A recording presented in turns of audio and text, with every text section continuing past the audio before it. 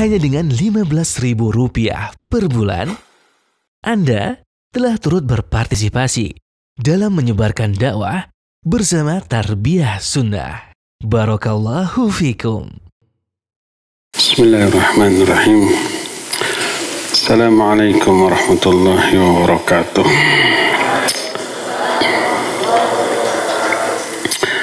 Alhamdulillah. Wassalatu wassalamu ala Rasulillah wa ala alihi wa ashabihi wa mawala wa man tabi'ahum bi ihsanin ila yaumil qiyamah wa ba'd. Anak-anakku sekalian yang Allah cintai, calon-calon hufadz, calon ulama, calon duat, calon anak-anak soleh, calon-calon ahli surga. Alhamdulillah kita kembali berjumpa dalam kajian akhlak. Pada Jumat yang lalu kita sudah bahas kerugian yang akan dialami oleh orang-orang yang akhlaknya buruk. Yang pertama apa? Dibenci. Banyak orang yang gak suka, yang benci. Ada berapa poin kemarin? 3. 1 dibenci. Kedua,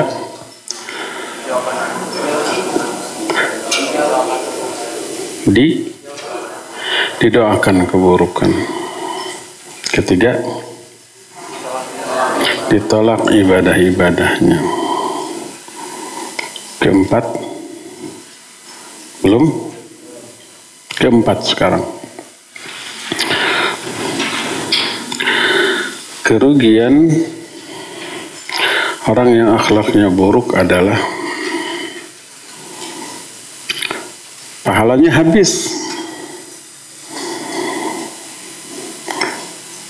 dosanya bertambah. Padahal pahala teh modal untuk bahagia di akhirat.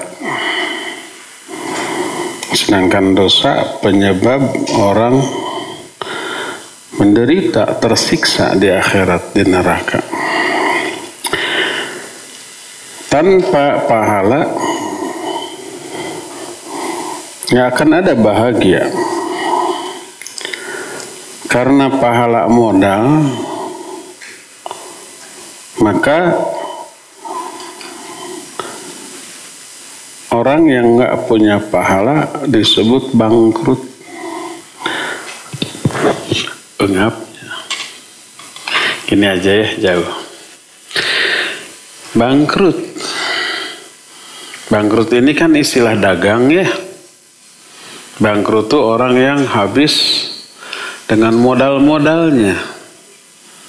Kalau umpamanya jualan bala-bala, gorengan, modalnya 500.000. Tapi ternyata nggak laku. Akhirnya bala-balanya kebuang. Modalnya juga habis. Nggak bisa dagang lagi. Bangkrut dia. Nggak punya apa-apa lagi. Miskin dia. Nah, pahala juga bisa begitu.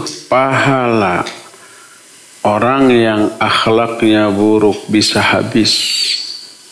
Dosanya bertambah. Habisnya pahala akhlak buruk itu bukan dibuang, tapi diberikan ke orang lain. Ke siapa? Ke orang yang disakiti oleh dia, diganggu oleh dia, dibully, dizalimi, dianiaya, dijaili, dibenci dan didengki. Kita benci ke orang, kita dengki ke orang, kita memusuhi orang, itu sama dengan nih pahala saya kasih ke kamu, sini dosa kamu saya ambil. Pahalanya berkurang, dosanya bertambah. Sebaliknya orang yang kita benci, yang kita dengki, itu pahalanya nambah dari kita, dosanya berkurang karena kita ambil. Kenapa demikian? Karena orang yang benci, yang dengki, yang iri, yang memusuhi orang, itu kebenciannya, sifat irinya, dengkinya akan mendorong dia untuk gibah, ya enggak? Mencela, menghina, menyakiti, pokoknya berbuat zalim lah ke orang yang kita benci. Betul enggak? Iya. Itu sama dengan sini, pahala dosa kamu saya ambil nih, pahala saya kasih ke kamu, sama dengan begitu. Kata siapa itu teh?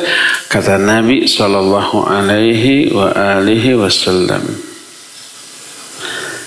Sebagaimana sabda beliau dalam hadis yang diriwayatkan oleh Imam Muslim dalam kitab Sahih Muslim. Nabi sallallahu alaihi wasallam bertanya kepada para sahabat, "Atadruna manil muflis?" Tahu nggak kalian siapa orang-orang yang bangkrut? Muflis itu bangkrut. Dan muflis atau bangkrut ini istilah dagang, istilah dalam ilmu ekonomi. Para sahabat nyangka Nabi bertanya tentang urusan dunia, urusan dagang, urusan ekonomi. Makanya berani menjawab. Al-muflisu alladzi la mala lahu wa la mata'. Kata para sahabat, orang bangkrut itu orang yang nggak punya modal, nggak punya harta, nggak punya kekayaan, itu bangkrut tuh. Berani menjawab. Karena disangkanya urusan dunia. Kata Nabi SAW, bukan. Al-muflisuna min ummati. Orang-orang yang muflis, orang-orang yang bangkrut adalah orang-orang yang man ata bisolatihi wa siyamihi. Orang-orang yang nanti pada hari kiamat datang dengan membawa pahala sholat, pahala saum, pahala sedekah, pahala semua ibadah dan kebaikan yang dia lakukan. Wa qad syatama hadza wa daraba hadza wa zalama hadza wa safaka damma hadza. Tapi dia selain suka sholat, suka saum, suka ibadah, suka amal soleh, dia juga dulu pernah menghina orang, mencela orang, memukul orang, menzalimi orang, menumpahkan darah orang lain, melukai atau apalagi membunuh, ya. Jadi suka berbuat kezaliman, akhlaknya itu buruk. Suka mencela, suka menghina, suka memukul, suka menzalimi, suka ngumpetin barang orang.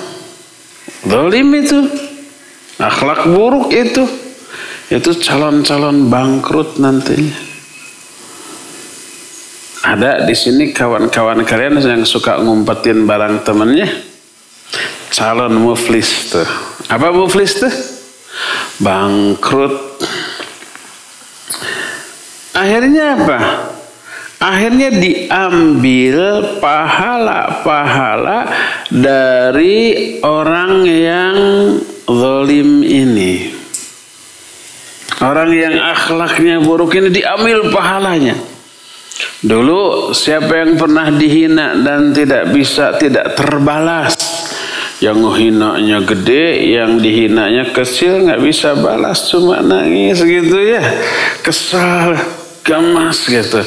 Nanti di akhirat dibayar dengan pahala. Nih dulu saya menghina kamu, nih saya bayar dengan pahala.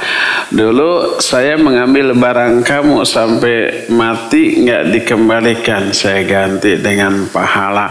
Dulu saya pernah membuli kamu, mukul kamu, ngepet kamu, nyentil kamu, kamunya nggak berani melawan, saya ganti nih sekarang dengan pahala. Terus begitu. Makin banyak kezalimannya, kejahatannya, keburukan akhlaknya, makin banyak pahala yang diberikan. Dia dermawan dengan pahala. Kalau dermawan dengan harta, bagi-bagi harta, bagi-bagi uang, bagi makanan, itu bagus apa baik? Bagus dan baik. Kalau bagi-bagi pahala di akhirat, nih pahala sholat saya kasih, pahala saum, pahala baca Quran, itu buruk apa jelek? Buruk dan jelek, nggak ada baiknya. Bangkrut nanti dia. Kalau pahala habis, nggak tersisa. Sementara kezalimannya masih banyak yang belum terbayar. Diambil dosa orang yang dizalimi lalu dibebankan kepada dia. Pahala habis, dosa numpuk. Bangkrut, itu yang bangkrut tuh. Makanya ketika Nabi SAW ditanya tentang kedengkian, keirian, sifat iri, sifat dengki, sifat membenci sesama muslim, sifat memusuhi, apa kata Nabi? Hiyal haliqah, itu tukang cukur. Jadi yang membenci orang lain, yang zalim ke orang lain, yang iri, yang dengki ke orang lain, itu tukang cukur. Loh, kok bisa disebut tukang cukur? Kata Nabi SAW, la aqulu tahluqus sya'ar wa innama aqulu tahluquddin. Aku tidak berkata tukang cukur rambut, bukan, tapi tukang cukur agama. Tukang cukur agama, mencukur agamanya sendiri. Apa makna mencukur? Memotong. Mencukur kan memotongnya. Apa yang dipotong? Rambut. Kalau kita, ini mah agama. Maknanya adalah pahala dari pelaksanaan agama itu dipotong, diambil, diberikan kepada orang yang dizaliminya, orang yang dihina, dicela, dimarahi secara zalim. Nah, kayak gitu tuh. Agamanya habis dipotong-potong. Oleh karena itulah, maka salah satu di antara kerugian orang yang akhlaknya buruk, dan keburukan akhlaknya tadi berupa menghina, mencela, memarahi, jahil, zalim, memukul, kayak gitu ya, menggibahi, memberi gelar-gelar yang buruk. Itu sama dengan membuang-buang pahala. Agak mending pahala dibuang, ini mah diberi ke orang yang dia benci. Kenapa menghina? Karena benci ke orang yang dihina, kan gitu ya. Kenapa menggibahi, mengupat? Kenapa mencela? Kenapa menzalimi? Kenapa memarahi? Sebab benci, kan gitu ya. Nggak suka. Orang yang dibencinya memperoleh keuntungan. Untung karena diberikan pahala oleh orang yang membenci dia. Dapat pahala, dosanya diambil sini, dosa kamu. Nih saya kasih pahala, barter. Siapa yang rugi? Yang rugi yang zalim. Siapa yang untung? Yang untung yang dizalimi. Makanya salah satu cara agar kita sabar ketika dibuli. Suka ada kan orang yang membuli kita ya, menghina, mencela, menggibahi, memfitnah di belakang. Salah satu cara agar sabar, tidak emosi, kan suka emosi ya, suka marah, suka kadang nangis sendiri, mau balas nggak bisa, nggak berani, tapi dihina terus, sakit hati, apa yang dilakukan? Nangis kan, kan gitu ya. Kadang-kadang nonjok tembok ya, nendang kaca. Sudah sembuh, syafakallah.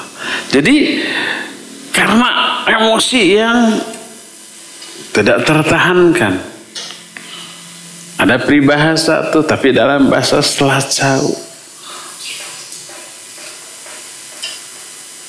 tentang orang ini, orang yang emosinya meluap tapi tidak terlampiaskan. Nafsu kapagung, amarah tekawadahan. Nafsu kapagung, nafsu itu emosi tertahan, amarahnya sudah nggak tertampung, tapi mau balas nggak bisa. Tembok ditonjok, ambrol apanya? Tangannya, temboknya udah kuat. Nah, bagaimana caranya agar tidak emosi? Dihina, dicela, malah tersenyum, sabar, tidak kelihatan sedih, tidak kelihatan marah, tidak kelihatan emosi, tidak kelihatan sama-sama kali tidak merasa terganggu, malah seperti senang dibuli, senang dihina. Gimana caranya? Ini dia memiliki cara berpikir yang positif. Ketika dihina orang, dizalimi orang, yang dia bayangkan, pahala nambah, dosa berkurang. Sementara dia pahalanya berkurang, dosanya nambah. Untung tuh. Sama dengan begini, kamu punya banyak hutang? Iya. Ada uang? Ada sedikit ini. Hutang kamu saya ambil, nih uang saya berikan ke kamu. Mau nggak kalau begitu? Mau banget. Uangnya jadi nambah banyak, hutangnya jadi sedikit atau bahkan lunas. Harus berterima kasih ya. Nah, orang yang dihina itu kayak begitu. Orang yang dizolimi, dianiaya, dijaili oleh orang lain itu kayak begitu. Bayangkan, dosa saya diambil sama dia, pahala dia diberikan ke saya. Dosa berkurang, pahala nambah, untung. Ya enggak? Untung. Kalau untung, nggak ada alasan sakit hati. Kalau untung, nggak ada alasan untuk apa? Marah. Kalau untung, tidak ada alasan untuk ingin balas dendam. Malah yang ada tersenyum. Saya untung, kasihan dia. Yang menghina saya, yang mencela saya itu kasihan, pahalanya yang nggak seberapa dikurangi, dosanya yang sudah banyak ditambah dari kita ya. Maka udah kita tersenyum, kita tertawa. Para ustadz, para dai, ada yang menghina, ada yang mencela nggak? Ada? Banyak. Orang yang terkena dengan penjelasan ustadznya. Kata ustadz, jauhi mabuk dan judi, itu haram, nanti terkena azab. Tukang mabuk, tukang judi, terima kasih atau enggak? Terima kasih sudah diingatkan gitu. Enggak, tersinggung. Wah, nyinggung saya nih. Awas kan gitu. Kata para dai, jangan suka ngegosip ya, jangan suka gibah. Tukang gosip, tukang gibah, usil banget, benci ke ustadznya. Kata ustadznya, kalau ibadah, melaksanakan agama, hanya sebatas yang diperintahkan, yang dicontohkan. Jangan nambah-nambah, jangan mengurangi, jangan merubah, jangan yang tidak dicontohkan lalu kita amalkan. Namanya apa? Bidah. Jauhi orang yang suka begitu. Tersinggung nggak? Tersinggung. Benci ke ustadznya. Apa yang terjadi? Dihina, dicela, dipojokkan, difitnah, digibahi di media sosial, ya enggak? Ceramah-ceramahnya dipotong-potong, jadi berbeda dengan yang dimaksud. Ada yang begitu? Ada. Saya dikirim itu video saya, potongan video saya, akhirnya berbeda dengan yang dimaksud. Apakah kehel? Marah, ini orang mana? Siapa orangnya? Laporin ke polisi. Enggak. Alhamdulillah. Ini ladang pahala tanpa harus beramal. Coba ketika umpamanya, ini kan sekarang direkam, tuh kameranya. Masuk YouTube, masuk Facebook, masuk media sosial, masuk internet. Ada orang yang dengar, terus merasa kesinggung dengan isi ceramahnya, atau nggak setuju. Di kolom komentar kan, kasih komentar yang apa? Yang pedas. Ini ustadz kayak batu, segala macam. Saya suka lihat komennya. Kalau komen-komen yang muji mah nggak digubris. Ini komen yang ini nih, ada pahala dari sini. Apakah ketika saya baca, aduh sakit hati, siapa ini orang, cari? Enggak. Ini kadang-kadang kritikan dia itu berguna. Oh, kesalahan saya di sini. Oh, kekurangan saya di sini. Nanti diperbaiki. Gak ada alasan untuk marah, tersinggung, minder, sakit hati, terus jadi ustadznya banyak yang ngebenci, udah berhenti aja. Jadi mending tukang ojol. Ojol lali. Tahu ojol? Ojek online. Dikira apa namanya enak jadi supir ojol? Enggak ya. Capek, kadang-kadang ada orderan fiktif gitu ya. Kadang-kadang sudah pesen anu dibeli cancel. Aduh, kasihan ya. Nah, nggak perlu sakit hati ketika dibully orang, dihina orang, dianiaya, dizalimi. Sabar, tabah, tersenyum, karena kita untung. Nanti untungnya di akhirat. Di dunia gimana? Untung juga, tapi kan si itunya nggak kebalas dong. Kata siapa? Langsung dibalas saat itu juga oleh Allah. Dosa nambah, pahala berkurang. Nanti akan ada balasan. Dia akan dizalimi oleh orang lain, bukan dari kita. Al jaza'u min jinsil amal. Balasan akan disesuaikan dengan jenis perbuatan. Kalau kita zalim ke orang, nanti kita dizalimi orang. Kalau kita menghina orang lain, nanti kita juga akan dihina oleh orang lain. Kalau kita jahat ke orang, nanti dia dijahati juga oleh orang lain. Bukan dari kita. Dia jahatnya ke kita, kita balas dengan kebaikan. Nanti ada orang lain yang berbuat jahat kepada dia. Itu baru di dunianya. Sebaliknya kita nih, kalau kita jahat ke orang, orang itu kecil, lemah, nggak bisa balas, kita ketawa. Suatu saat nanti ada orang lain yang lebih kuat jahat ke kita, bisa 10 kali lipat kejahatannya loh. Mau kayak begitu? Nauzubillah. Jangan jahat ke orang, jangan menghina orang, jangan mencela orang, jangan jahil ke orang, ke teman. Ini kecil, kecil nih, ketok ditekeh, sok syarek naon. Ngelawan nggak bisa tuh, kecil tuh badannya. Usia nama berapa? 14 tahun? 14 tahun. Ketok, nggak bisa ngelawan juga dipegang gini juga nggak sampai. Nanti dia menjerit kepada Allah, berdoa untuk kecelakaan kita, gimana? Kena kita. Dia nggak bisa balas, tapi nanti ada orang lain yang lebih kuat jahat ke kita. Dia tidak bermaksud membalaskan kejahatan kita ke dia, enggak, tapi Allah nanti yang ngatur, nih harus dibalas melalui orang lain. Selalu akan begitu tuh.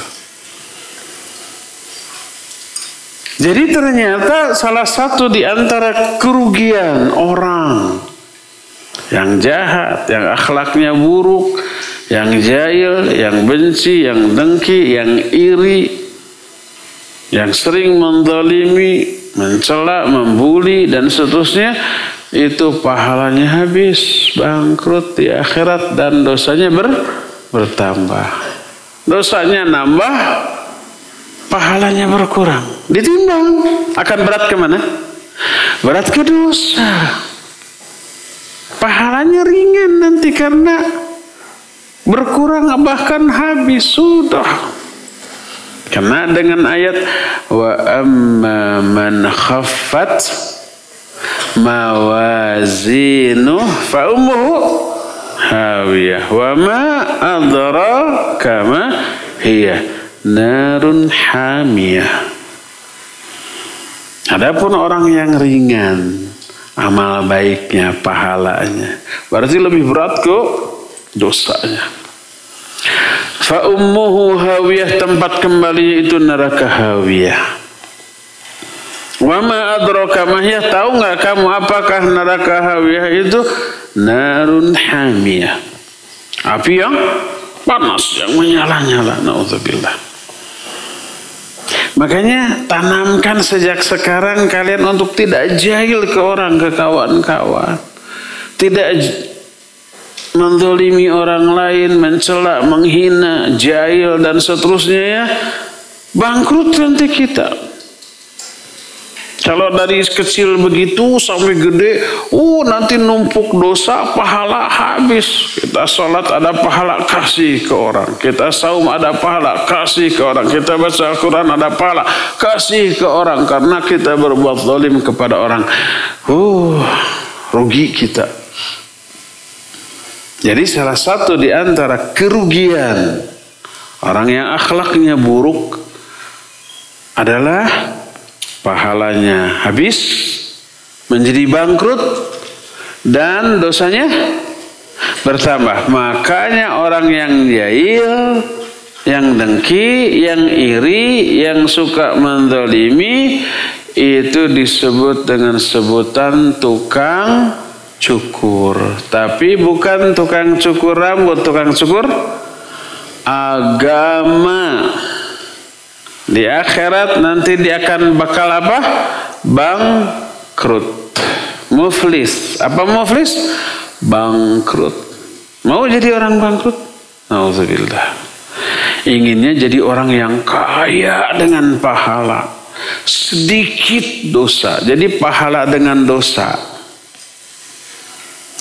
Ibarat untuk di akhirat ya, ibarat tabungan dan hutang. Pahala itu tabungan, dosa itu hutang. Orang yang di dunia tabungannya banyak dan hutangnya sedikit bahkan tidak ada, itu orang kaya, ya enggak? Sebaliknya, kalau tabungannya nggak punya tapi hutangnya banyak, itu namanya apa? Kalau dalam bahasa Sunda disebut jeblug. Jeblug itu orang yang banyak hutang, nggak kebayar, ke sana ke sini, ke sana hutang, ke sini hutang, ke mana-mana hutang, uang nggak ada, nggak akan tenang hidup orang yang seperti itu. Dikejar-kejar penagih, ya enggak? Orang seperti itu HP-nya itu nomornya bisa tiap hari ganti. Karena diteleponin sama yang nagih. Kerjaannya di rumah ngumpet di kolong ranjang. Ada tamu ketok-ketok gebuk. Assalamualaikum, gebuk. Jangan-jangan mau nagih. Padahal Pak RT nganter yang mau nagih. Nggak tenang, ya nggak? Nah, pahala ibarat tabungan. Dosa ibarat hutang. Kalau nanti di akhirat orang pahalanya habis, dosanya numpuk, itu orang bangkrut, orang miskin.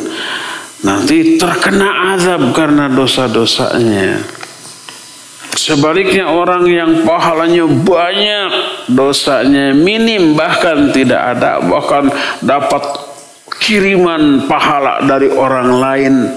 Dapat kiriman pahala dari anaknya kalau udah punya anak, karena anaknya soleh, mendoakan dan seterusnya.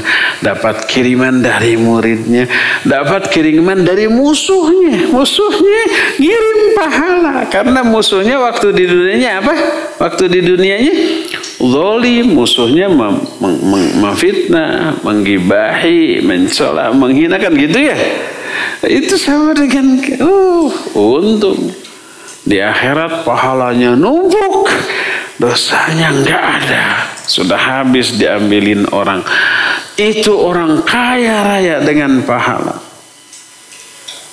Wa amma man thaqulat mawazinu fa amma man thaqulat mawazinu fa huwa fi 'isyati radiyah. Adapun orang yang berat timbangan amal kebaikannya, pahalanya lebih berat, dia akan hidup dalam keadaan ridho, senang, gembira, bahagia.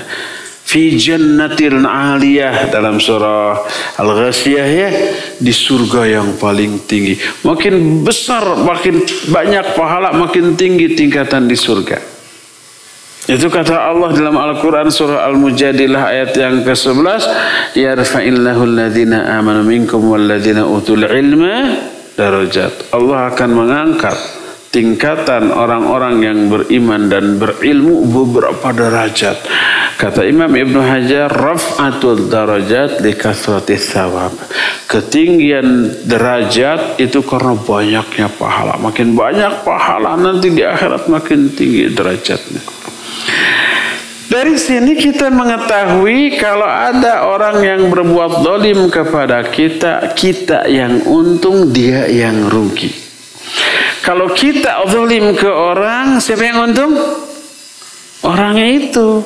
Siapa yang rugi? Kita. Tinggal kita pilih mau jadi orang yang untung, mau jadi orang yang rugi.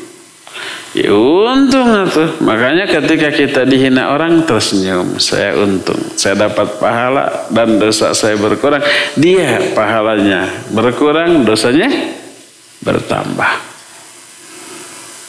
Udah, kita senyum dibully orang, kita tertawa dihina orang, senang, bablas hati itu, tidak ada ganjalan apa-apa, nggak sakit hati, nggak sedih, nggak emosi, nggak marah.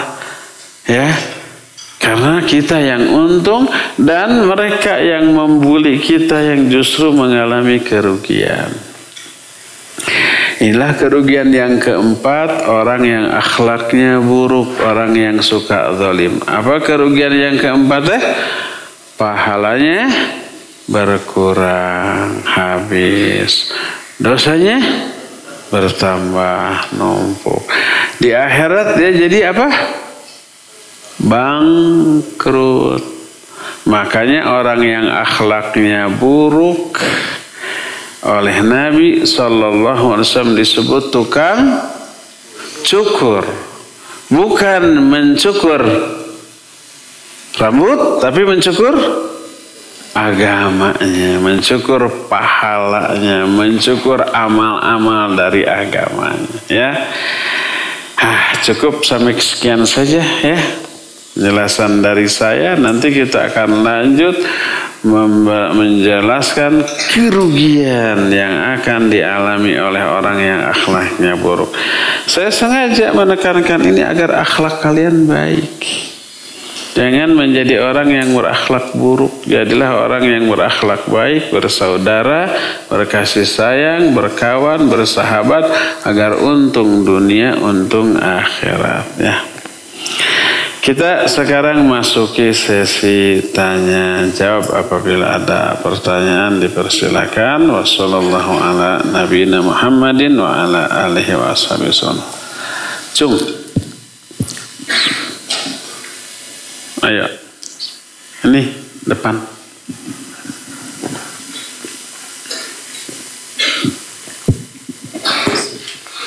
Assalamualaikum warahmatullahi wabarakatuh. Waalaikumsalam warahmatullahi wabarakatuh. Nama? Namanya Ridho Rizmi Danis. Dari Cimahi. Saya sudah tahu. Ustaz, saya mau nanya, karena zalim adalah akhlak yang buruk. Bagaimana jika ada orang yang mengancam seseorang? Misalnya mengancam akan memukul si korban. Walaupun baru mengancam, apakah itu sudah termasuk menzalimi? Dan apakah si korban yang diancam bisa mendoakan keburukan kepada orang yang mengancam? Syukran. Assalamualaikum. Afwan. Waalaikumsalam warahmatullahi wabarakatuh. Iya, Ridho Cimahi. Kalau ada orang lain mengancam, itu akhlak yang buruk atau akhlak yang jelek? Buruk dan jelek, nggak ada bagusnya. Kedua nih, orang yang diancam, dia senang, bahagia, gembira, atau takut, sedih gitu ya, stres, depresi, yang mana? Takut ya enggak? Sakit hatinya, dia resah, gelisah, enggak tenang. Berarti itu keburukan. Ancaman adalah keburukan. Mengancam adalah kezaliman. Mengancam adalah akhlak yang jelek, yang buruk, yang bejat. Dosa apa tidak? Badag dosa nate. Apa badag teh? Njum. Apa njum teh? Besar. Karena membuat orang tidak nyaman. Ancaman itu ucapan yang buruk. Kalau ada iman nggak akan ada ancaman. Man kana yu'minu billahi wal yawmil akhir falyaqul khairan aw liyasmut. Siapa yang iman kepada Allah dan hari akhir, ngomong itu harus bagus. Kalau enggak, diam. Kalau omongannya jelek, berarti nggak ada iman. Karena menyakiti. Ya, mengancam itu perbuatan zalim. Sudah dicatat dosa, ya udah, karena sudah berbuat. Walaupun isi ancamannya belum dilaksanakan. Tapi sudah menyakiti belum? Iya, sudah menyakiti. Jangankan di akhirat, jangankan menurut kacamata agama. Menurut kacamata hukum positif saja. Hukum positif itu hukum yang berlaku di negara kita, disebut hukum positif. Orang yang mengancam itu bisa dipenjara. Kalau umpamanya ada orang, awas, kalau ketemu saya pukuli kamu sampai babak belur, apalagi saya bunuh kamu. Pakai SMS, pakai WA, jangan dihapus. Datang ke polisi, Pak polisi, ini saya diancam. Ada pasalnya itu. Bisa ditangkap dan disidang, dipenjara, ditahan. Karena itu sebuah kejahatan. Itu menurut hukum positif yang berlaku di negara kita. Aturan itu bagus apa tidak? Bagus. Karena adanya pasal yang melarang itu mengancam orang yang mengancam orang yang mengancam. Maka orang nggak berani lagi mengancam. Sehingga orang lain tenang, tentram, adem, ayem, nggak takut diancam. Ada yang mengancam, ada, laporkan ke polisi. Saya tidak tenang, saya khawatir, saya takut sebab ada yang mengancam saya. Nih buktinya, ada WA. Polisi gampang mengusut itu siapa yang ngirim WA? Nggak tahu. Bisa nggak polisi mengusut? Bisa. Polisi juga menguasai teknologi, melibatkan ahli IT, bisa dilacak. Lihat nomornya, ya, oh nomornya nomor umpamanya, nggak perlu disebut nanti itu merek, nanti disangka promosi, dibayar nanti. Hubungi aja si provider nomor tersebut, bisa dilacak keberadaannya. Oh ini ada di lokasinya, bisa gerok, bisa. Kecuali kalau uang ngancam, tek buang, nggak tahu itu namanya. Setelah ngancam di kartunya dicopot, dibuang, ya mungkin susah. Tapi hidup dia jadi nggak tenang. Karena sudah ngancam, sudah dilaporkan, gitu. Jadi nggak boleh mengancam, tidak boleh menekan orang. Berkata Rasul Sallallahu Alaihi Wasallam dalam hadis sahih yang diriwayatkan oleh Imam Muslim, la yahilul muslim ayyurawi'a akhahul muslim. Tidak boleh, tidak halal bagi seorang muslim untuk memberi rasa takut kepada saudaranya sesama muslim. Nah, termasuk ngancam itu memberi rasa takut, ya. Walhasil mengancam tidak boleh. Zalim, ya zalim. Terus kalau korbannya mendoakan keburukan, kena nggak? Kena, karena kezaliman. Dan didengar oleh Allah, dikabulkan. Janji Allah itu nggak pernah diingkari. Innallaha la yukhliful mi'ad. Allah nggak pernah ingkar janji. Salah satu janji Allah melalui lisan Rasulnya SAW, da'watul mazlum mustajabatun wa in kana fajira. Doa orang yang dizalimi itu mustajab walaupun dia orang durhaka. Ya, jadi jangan ngancam Ridho.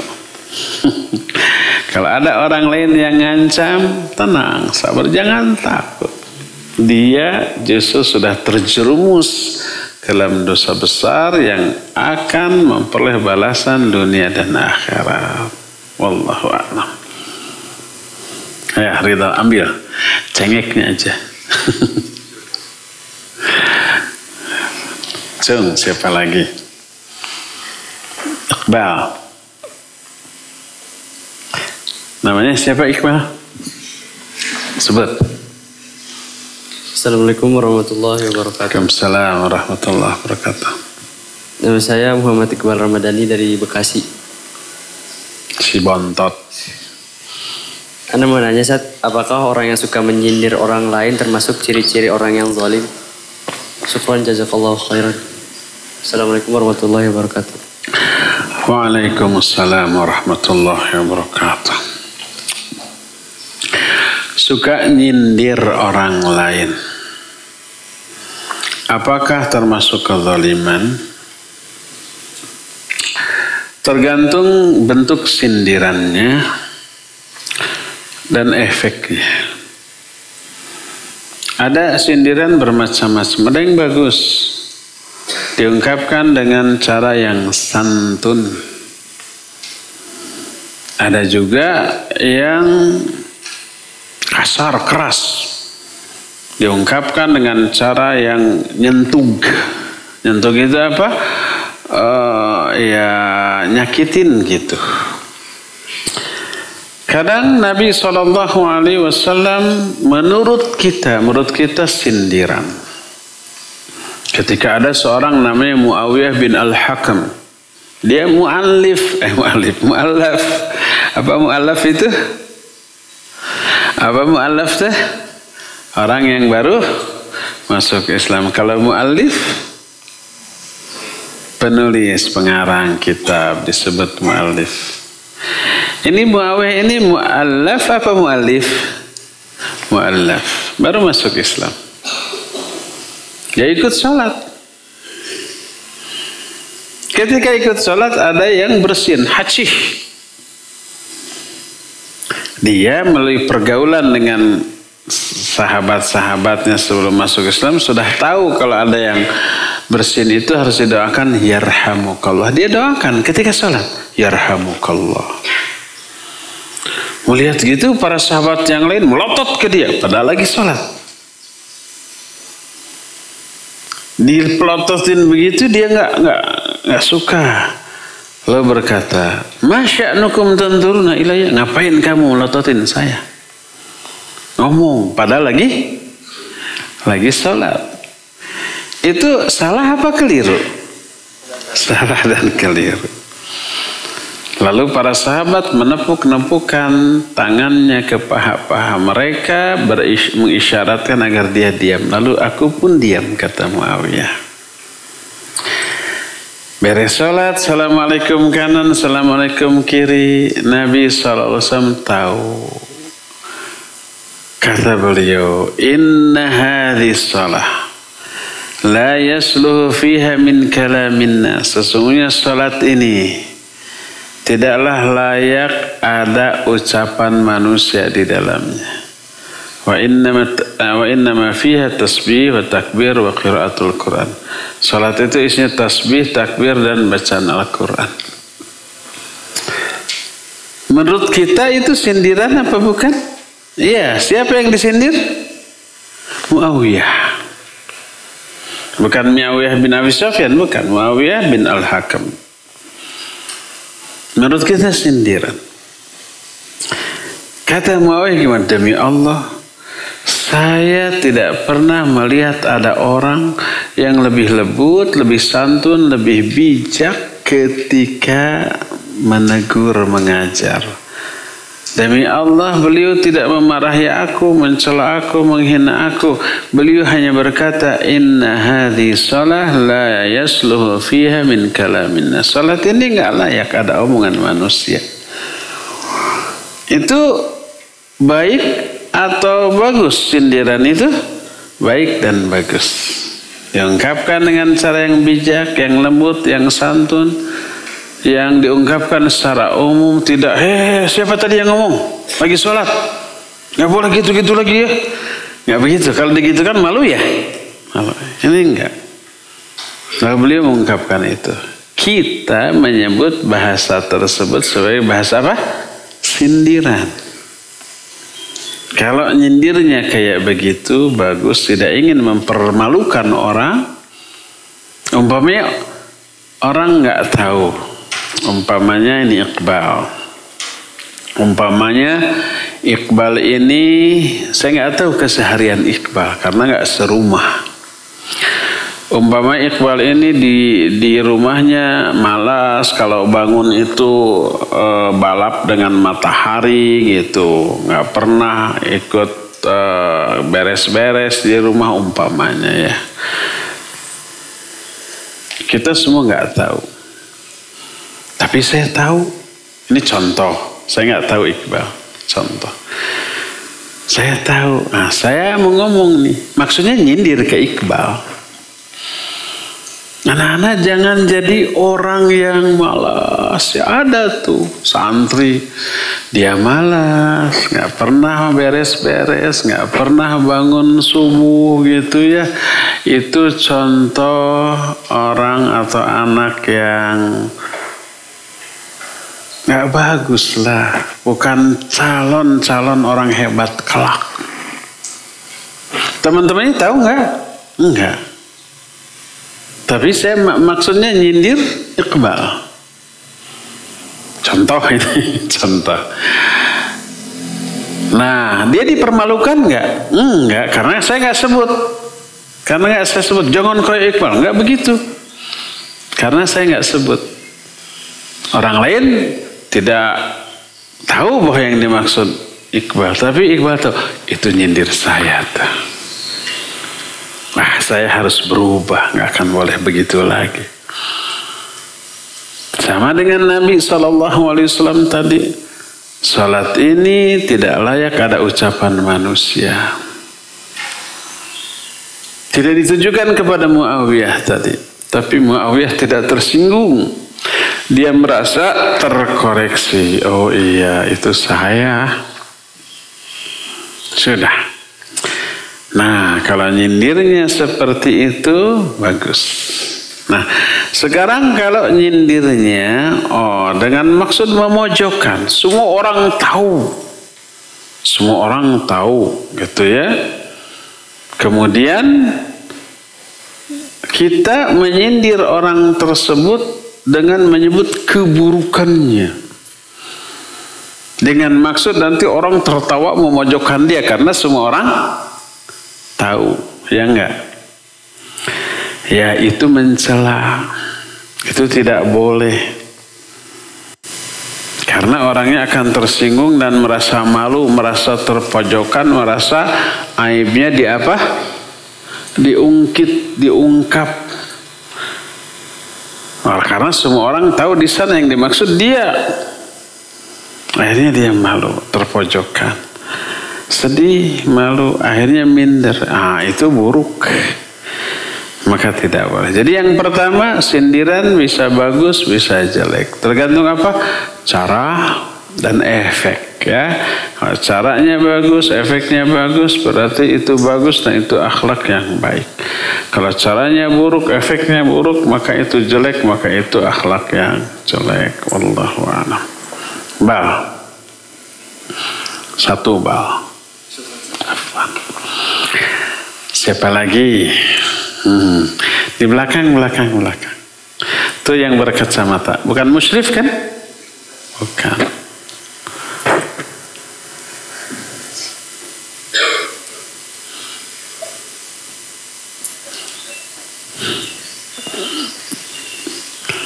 Nama. Assalamualaikum warahmatullahi wabarakatuh. Assalamualaikum. Nama saya Hilman Rosyad Rahman dari Cihamplas. Panggilannya apa? Hilman. Hilman. Cihamplas Bandung apa ini? Cililin. Hilman. Saya ingin bertanya, Ustadz, apakah sarkasme diperbolehkan dalam agama? Contoh sarkasme apa? Tadi sindiran tadi. Contohnya apa? Oh ya. Seperti kayak orang yang pura-pura bicara kasar gitu, atau pura-pura nyindir secara global atau gimana untuk mencari perhatian atau semacam begitu. Iya, barakallahu fiik. Iqbal dari Hilman dari Cihamplas. Ya, mungkin maknanya sama dengan pertanyaan Iqbal tadi, sindiran. Itu tergantung caranya, tergantung juga efeknya, tergantung momennya. Kalau caranya baik, momennya baik, efeknya baik, ya bagus, boleh. Tapi kalau tadi untuk memojokkan orang, terus ingin agar dia itu diperhatikan oleh orang lain sebagai orang yang serba tahu informasi tentang semua orang, maka itu niatnya buruk, caranya buruk, efeknya buruk, maka itu akhlak yang buruk, maka tidak boleh. Ya, wallahu a'lam. Sini Hilman, saya kasih cabai untuk makan nanti. Siapa lagi? Ali.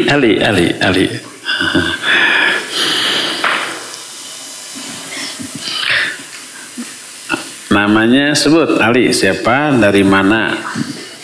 Assalamualaikum warahmatullahi wabarakatuh. Waalaikumsalam warahmatullahi wabarakatuh. Nama saya Ali Abdul Aziz. Dari Bandung. Masa. Terus Ustaz mau nanya, kalau ada orang yang menggibahi temannya dan kita mendengarkan gibahannya, apa kita ikut dosa? Barakallahu fiik. Ali Abdul Aziz dari Bandung Barat Nyingcet.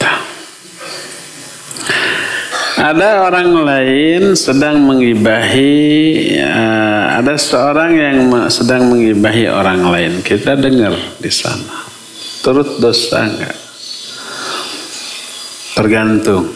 Bisa iya, ikut dosa, bisa berpahala.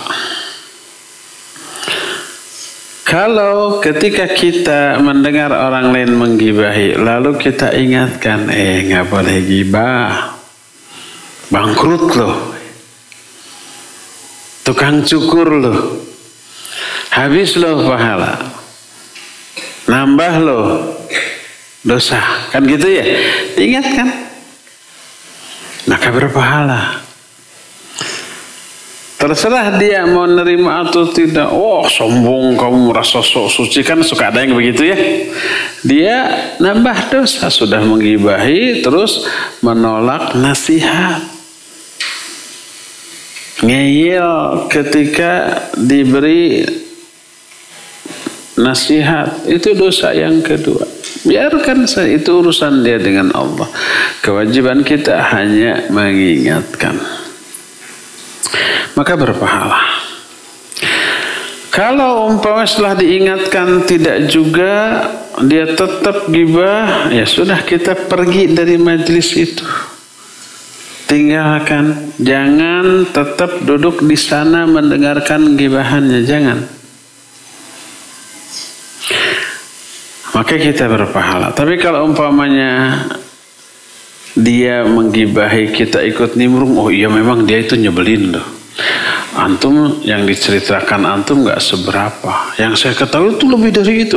Tambah kita ikut dosa malah lebih besar, bisa-bisa ya dosanya.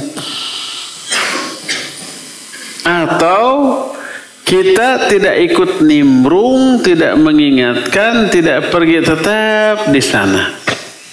Oh gitu ya.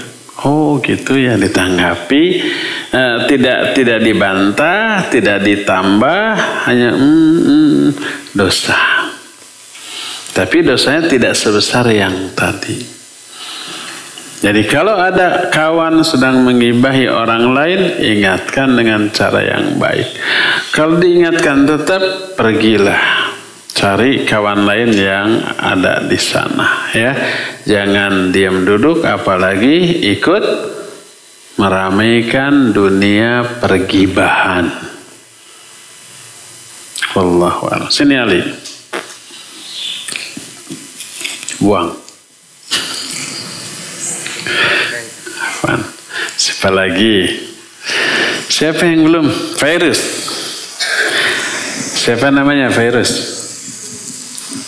Assalamualaikum warahmatullahi wabarakatuh. Waalaikumsalam warahmatullahi. Saya Virus dari Cimahi. Cimahi. Saya ingin bertanya Ustaz, apakah kalau menyakiti diri atau meledek diri itu berdosa? Menyakiti diri atau apa barusan, menyakiti diri atau meledek diri? Meledek diri. Misal, Di mana? Meledek diri. Contohnya gimana? kayak bilang saya jelek. Oh, meledek. Jadi lihat kaca, kamu ini jelek. Gitu. Baik, barakallahu fiik. Boleh nggak menyakiti diri? Pertama, dibedakan antara menyakiti diri dengan meledek diri.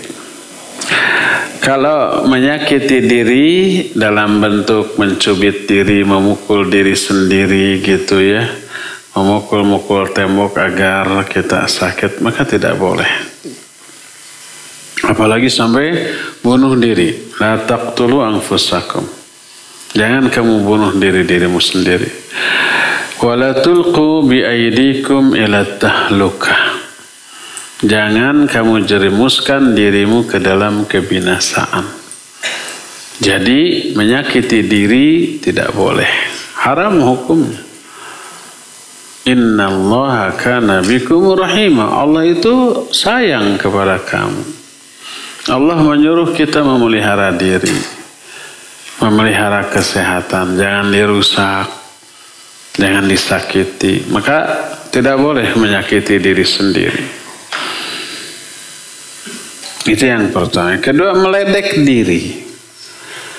Kalau yang dimaksud meledek diri adalah ungkapan kekecewaan atas apa yang Allah berikan kepada kita. Umpamanya kita jelek, kita hitam, kita pesek, kita kembu, kita nong-nong, kita jebleh. Pesek apanya? Hidungnya. Nong-nong apanya? Jidatnya. Kembu apanya? Pipinya. Jebleh apanya? Bibirnya. Pas ngaca, saya tuh jelek banget. Kecewa. Kenapa Allah menciptakan saya sejelek ini? Maka tidak boleh. Sebab yang menciptakan wajah kita siapa? Allah. Mencela ciptaan Allah sama dengan mencela penciptanya.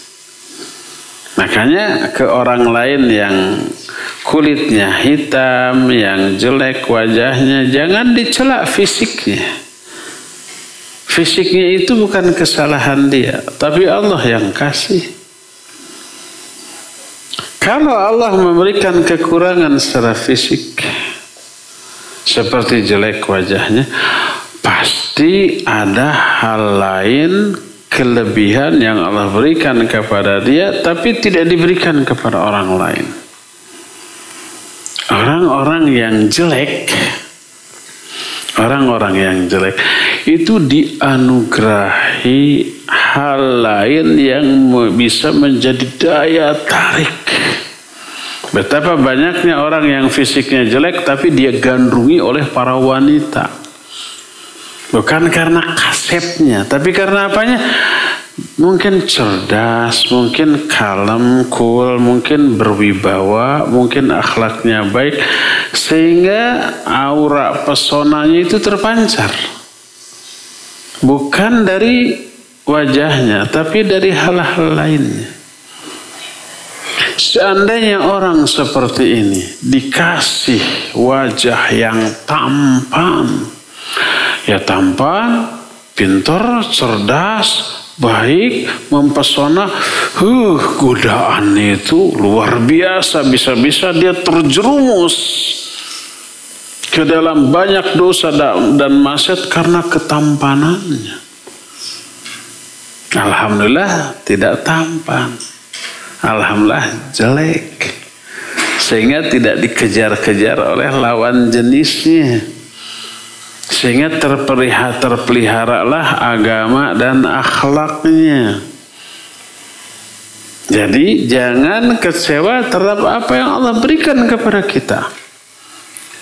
Kalau umpama kita meledek fisik kita yang merupakan pemberian Allah, nggak boleh. Meledek ciptaan Allah sama dengan meledek penciptanya. Siapa penciptanya? Allah. Atau jangankan kita, atau jangankan Allah, orang aja umpamanya. Umpamanya ini ada yang bikin jus. Jus apa ini? Wortel. Di sini selain ada wortel, ada madu, ada gula. Diicip-icip. Enak. Kalau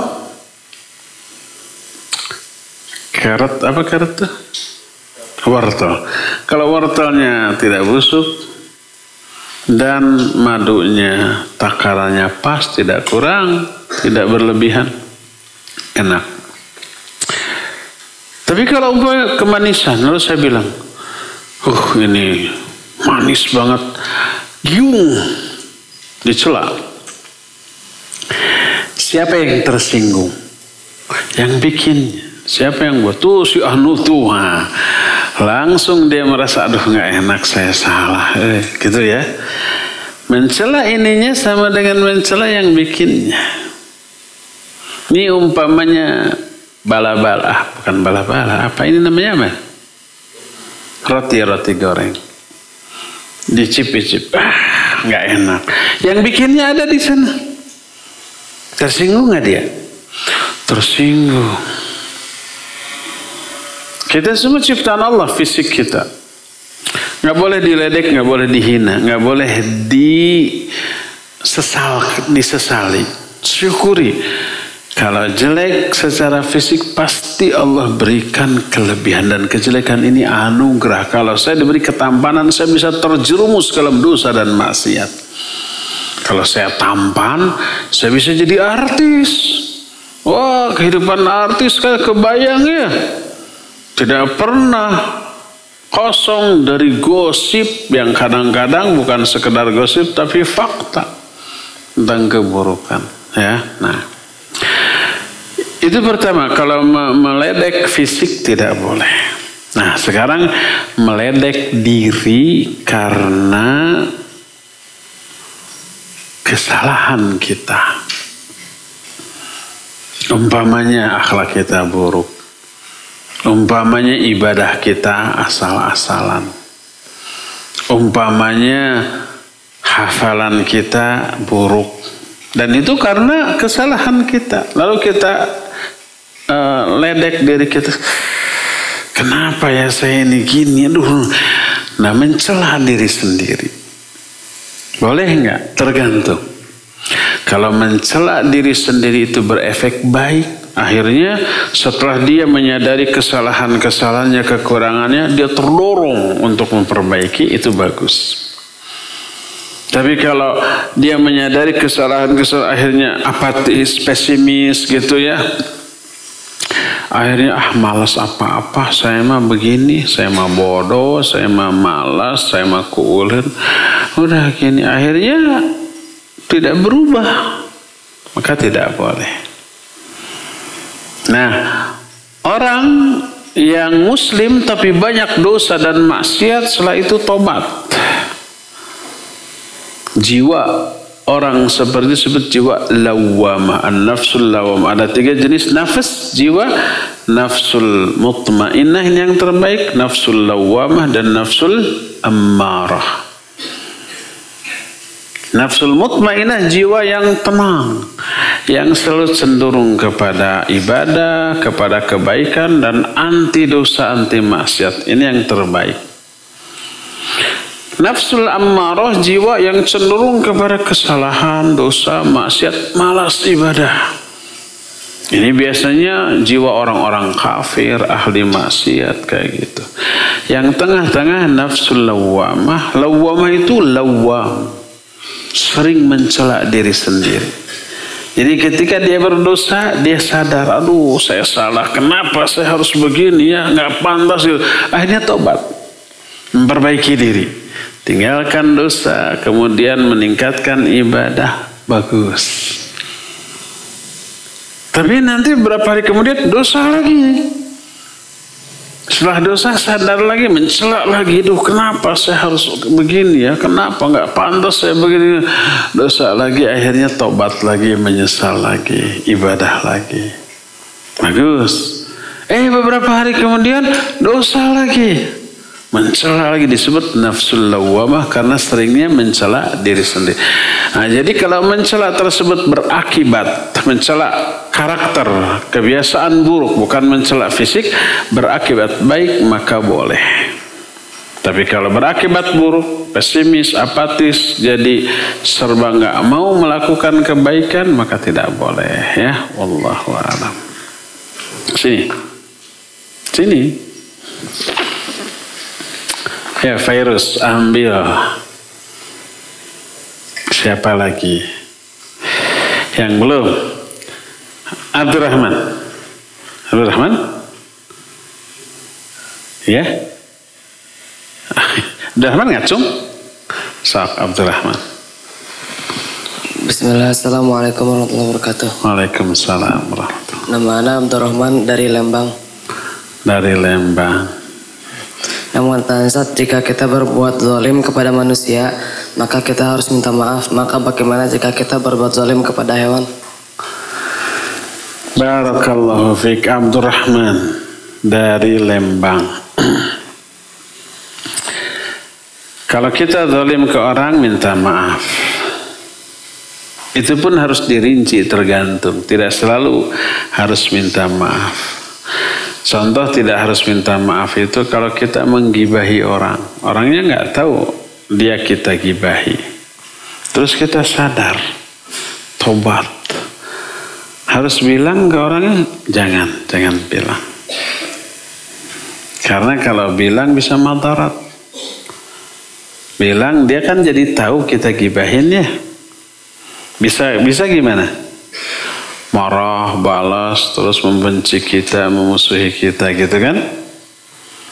Maka jangan bilang, tapi cukup diralat gibahannya, doakan kebaikan dan ungkit kebaikan orang itu di hadapan manusia. Tapi kalau diketahui sudah tahu bahwa kita menggibahinya, ya minta maaf.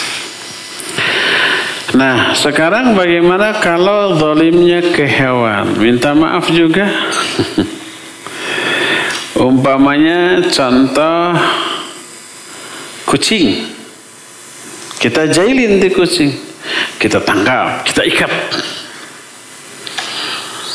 Atau kita kurung. Hanya kesenangan kita saja, ya. Atau umpamanya saya ingin menerangkan beberapa jenis jahil ke hewan tapi lucu. Tapi kalau saya terangkan nanti khawatir kalian melakukan itu karena lucunya.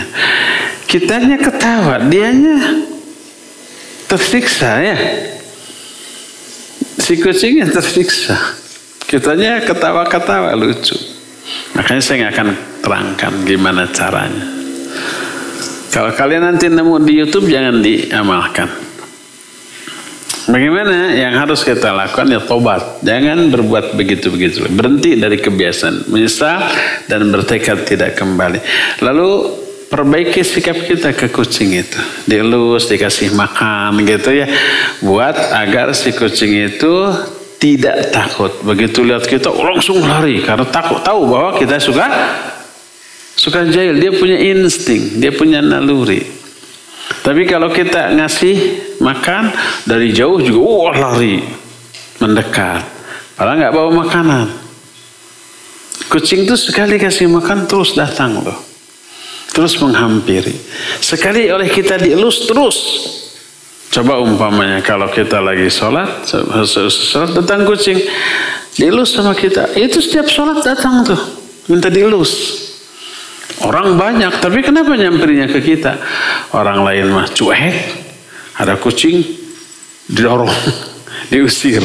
Kalau ke kita ada kucing dielus, itu ketagihan dia.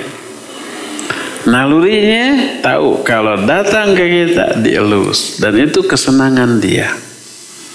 Jadi berbuat baiklah ke hewan juga ya. Wallahu a'lam. Ini Abdurrahman. Di belakang Abdurrahman siapa? Tuh. Assalamualaikum warahmatullahi wabarakatuh. Waalaikumsalam warahmatullahi wabarakatuh. Nama saya Hafiz dari Ciamplas. Hafiz dari Ciamplas. Semoga nanti jadi Hafiz. Hafizul Quran. Tadi Ana mau nanya apakah boleh berbohong untuk kebaikan? Assalamualaikum warahmatullahi wabarakatuh. Waalaikumsalam warahmatullahi wabarakatuh. Boleh nggak berbohong demi kebaikan? Kebaikan siapa? Kebaikan yang bohong.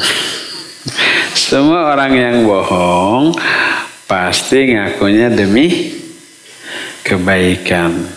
Kebaikan siapa? Kebaikan yang berbohong, tapi keburukan bagi yang dibohongi. Secara umum hukum asal berbohong haram. Dosa besar. Tidak boleh berbohong. Ada enggak yang dibolehkan? Ada. Bagaimana contoh berbohong yang dibolehkan untuk kebaikan? Contohnya begini. Ada dua orang, si A dengan si B bermusuhan. Kita ingin mendamaikan. Untuk mendamaikannya tidak ada jalan lain kecuali berbohong. Kita ketemu si A, tadi saya ketemu dengan si B. Dia merasa salah, ingin minta maaf ke antum gitu. Padahal enggak. Itu bohong. Kata si A, iya gitu. Iya. Nanti dia kirim salam, padahal enggak. Si A jadi luluh ya, tanya benci. Oh ya, salam lagi deh. Nah, akhirnya akur. Itu boleh. Berbohong untuk kebaikan orang lain. Atau umpamanya berbohong untuk menghindarkan keburukan. Keburukan itu tidak bisa dihindarkan kecuali berbohong. Contoh, kalau kita lagi duduk, tiba-tiba datang orang lari. Tolong Pak, saya mau dibunuh, dibasok. Oh, akhirnya dia sembunyi di belakang rumah kita. Ya, berapa lama datang orang bawa golok, nanya ke kita.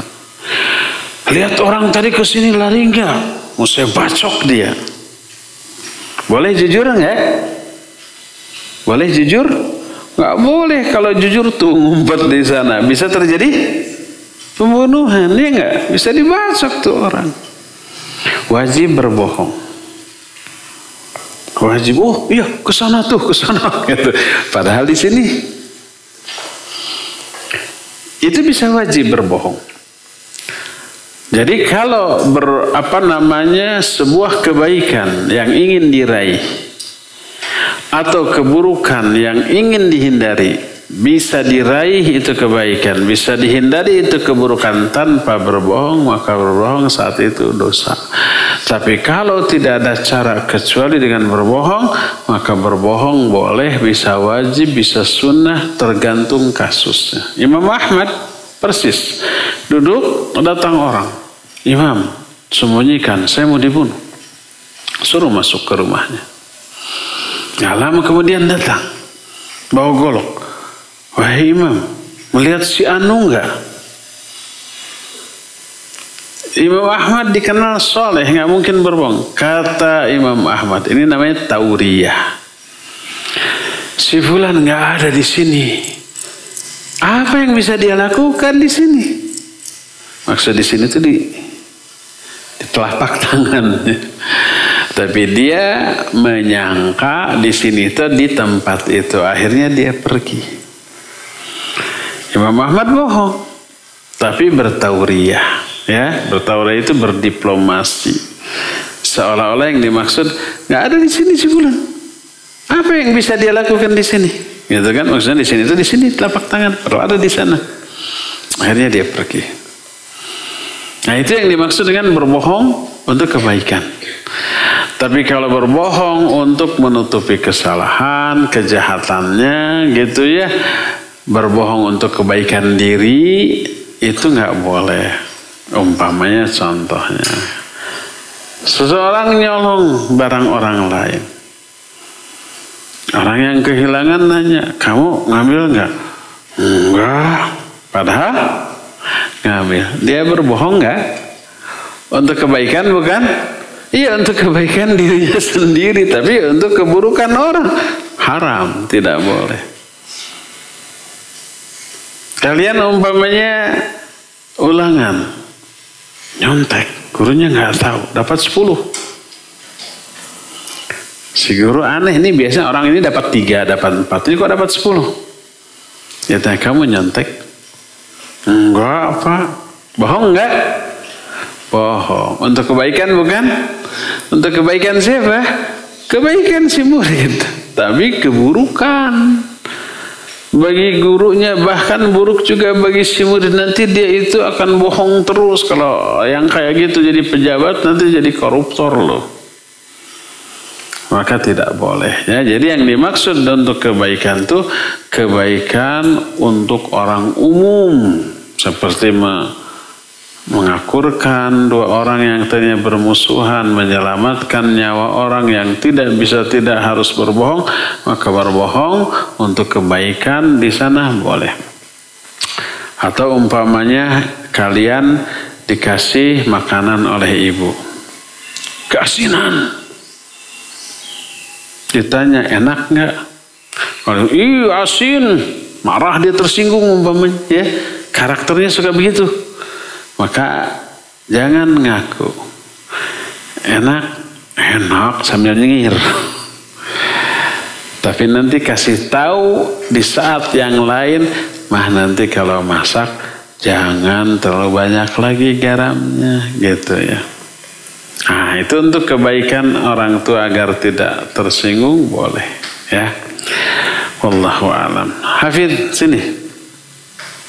Cukup ya, waktunya sudah habis. Insyaallah kita akan jumpa kembali hari Jumat yang akan datang. Subhanakallahumma bihamdik asyhadu an la ilaha illa anta astaghfiruka wa atubu ilaik. Alhamdulillahirabbil alamin. Wassalamualaikum warahmatullahi wabarakatuh.